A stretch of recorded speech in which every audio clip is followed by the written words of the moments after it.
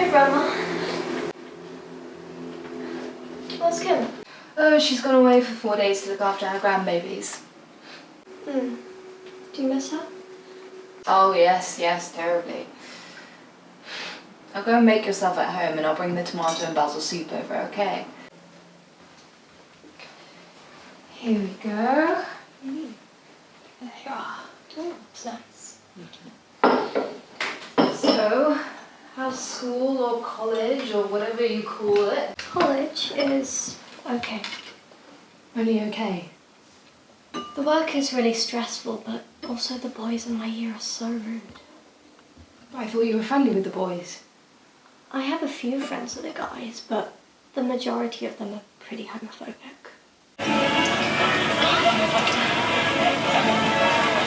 Don't you dance? I don't know how you do things here yet. You see, I've spent most of my life in Europe. Europe! Oh. You shouldn't use words like that. Says who?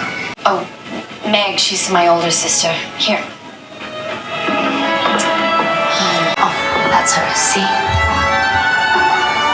The girl in the violet dress. It's very pretty. She reminds me to be good, so Father will be proud of me when he returns. Seth? Where is he? Are you okay? Volunteered for the Union Army. Hello? To go fight with him. Dad? Over my disappointment. I just got jumped. Would you like to dance with me? Shit, where are you?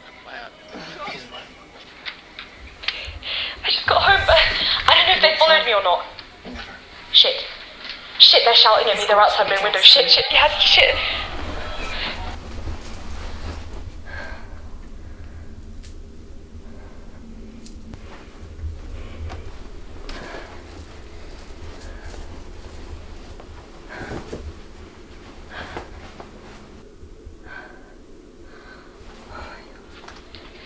No, Yaz, you can't come here.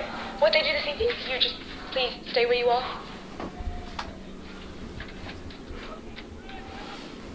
What did we do to deserve this? We did nothing. Look, I'm gonna call you back, okay? I need to call my mum. I love you.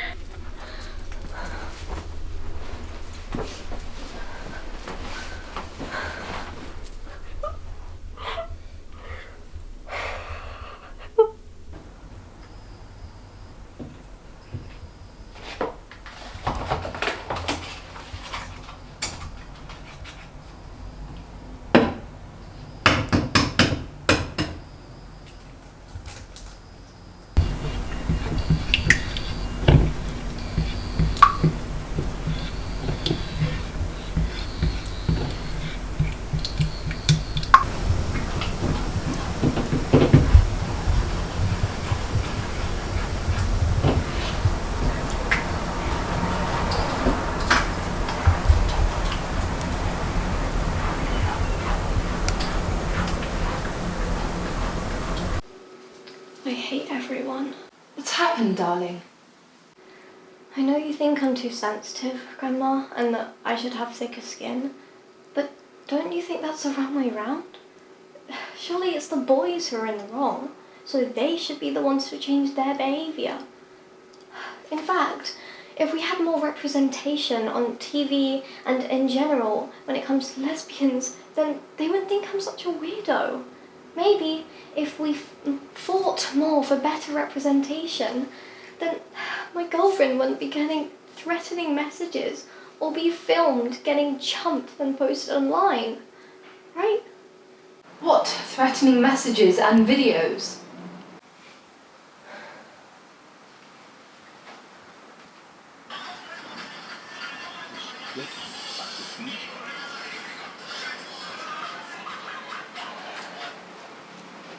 Yasmin, honey. I knew you'd be like this. I'm sorry for what happened to you, Yaz, truly. What I've lived through. I still think you've got it easy. You're always saying that, Grandma. I get absolutely no sympathy from you. I am sympathetic, Yaz. No, you're not. That's not entirely true, is it? At least your generation are free to live together and get married, even have children now. I know, Grandma, but we are still marginalised and taunted. I think it's getting worse nowadays. You just don't get how hard it is for people my age. How on earth is it harder for your generation compared to mine? We fought for all the rights that you have today. You need to have a bit more perspective, young lady. Grandma, I love you, but you're so fixed-minded sometimes. And I love you too. But don't you dare call me fixed-minded.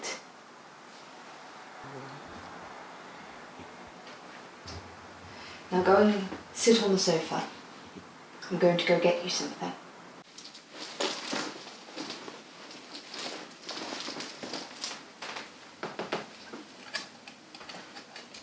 I'm sorry if I was rude just then. It's okay. Remember that thick skin I told you about? Got it. What is this?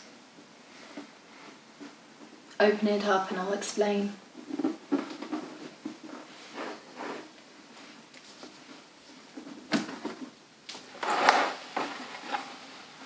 A necklace? God, I forgot I put that in there.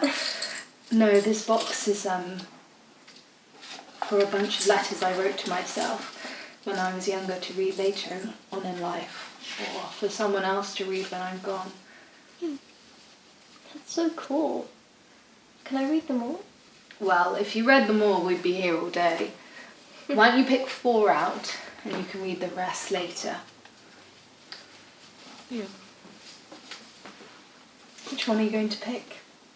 I'll pick the first one. March 3rd, 1949. Dear future Joan, I don't know why I'm writing. Maybe because I've run out of places to hide the truth.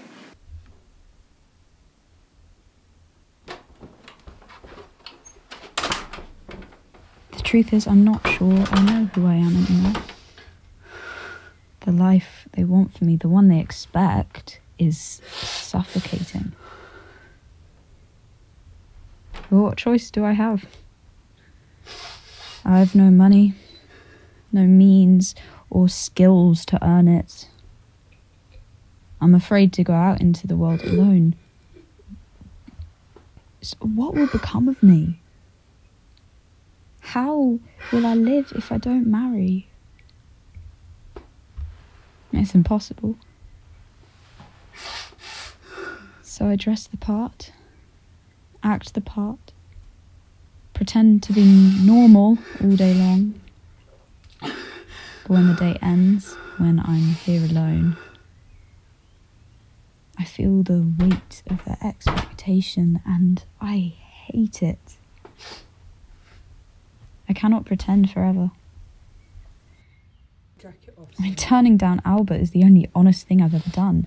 And all the while, this secret is growing inside of me. This love that I cannot tell them of is becoming harder and harder to hide. It's because the truth is my heart doesn't beat for the man they want me to marry, but for her. For Anna. And I know it's a sin, in their eyes at least. It's a stain I can't wash off.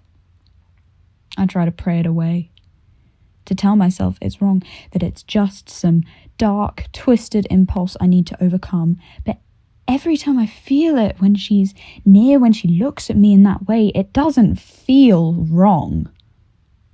I mean, it burns through me. This feeling, and I hate myself for it. And yet I cannot help my feelings.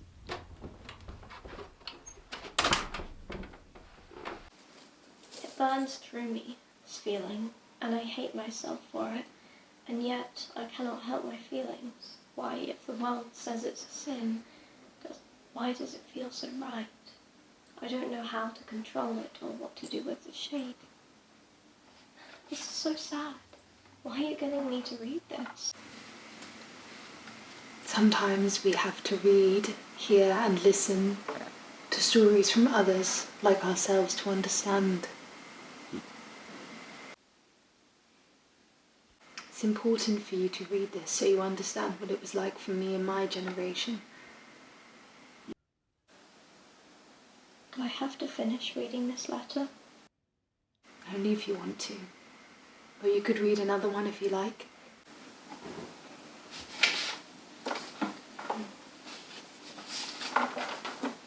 July 14th, 1952.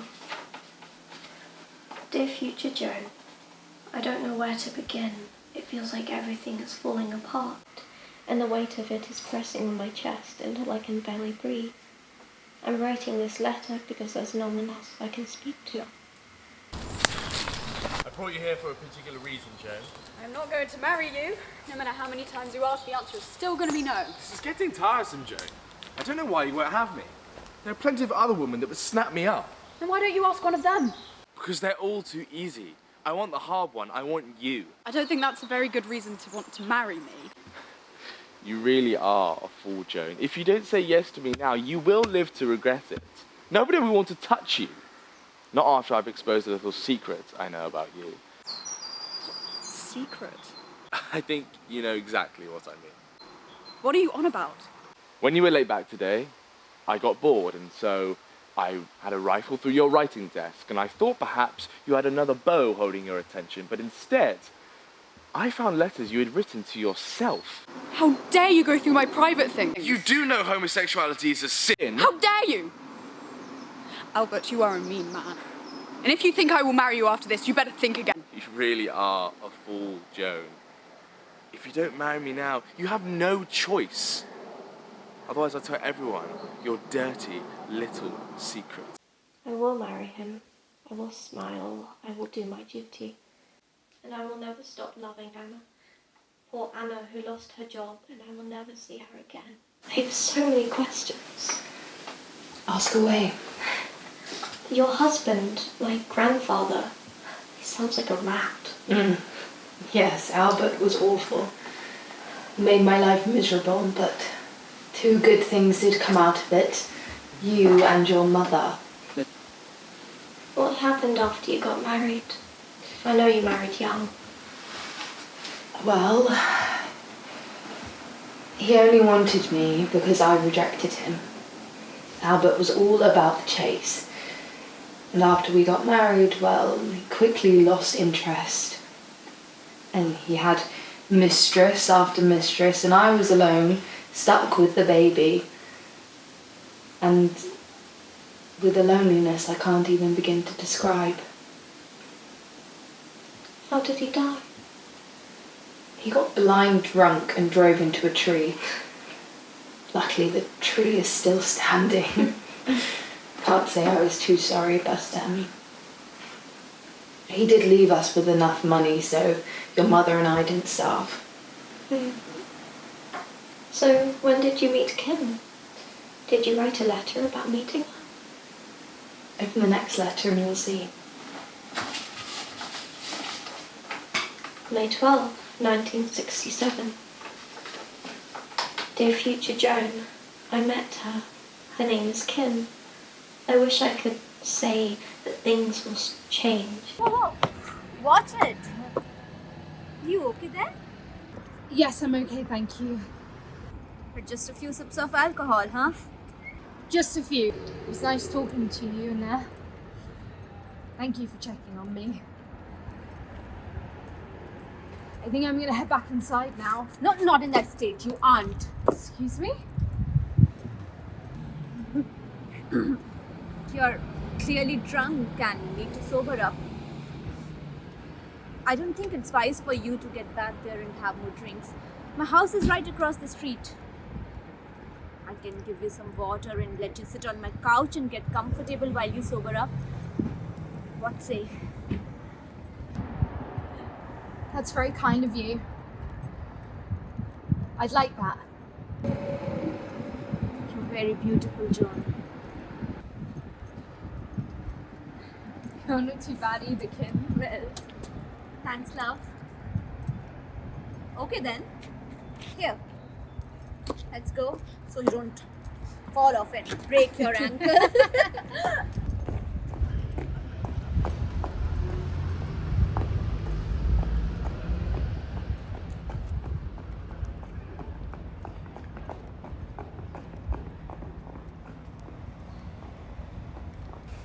Wow. You said you wanted me to read these for a reason. What was it, Grandma?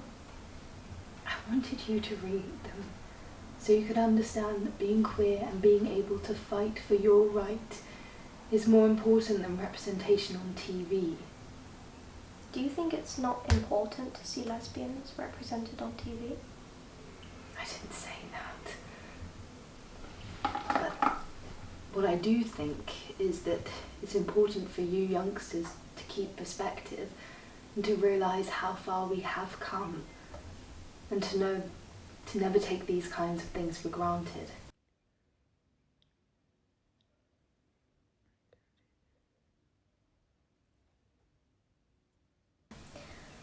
I do think sometimes the older generation forget that we still have to fight.